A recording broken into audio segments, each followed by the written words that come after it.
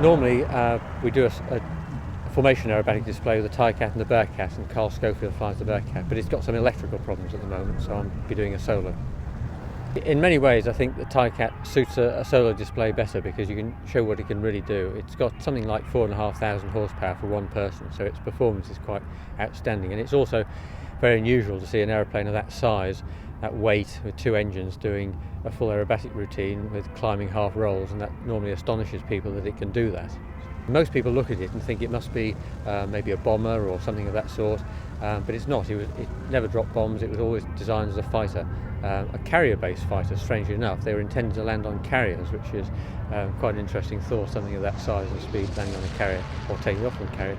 But I'm really just trying to show how manoeuvrable such a big aeroplane is. The ailerons on it are very well balanced, and it has a very high rate of roll, which you wouldn't expect from an aeroplane of that size. So I'm just trying to demonstrate that you could actually chase another fighter with a thing this size. Well, I think you know it's a heavy aeroplane. It's got a lot of inertia in roll, because once you get those two engines out of the wings rolling, they don't really want to stop, so you have to think a little bit in advance. And I think it would have been a bit of a handful as a fighter compared with, say, the Bearcat.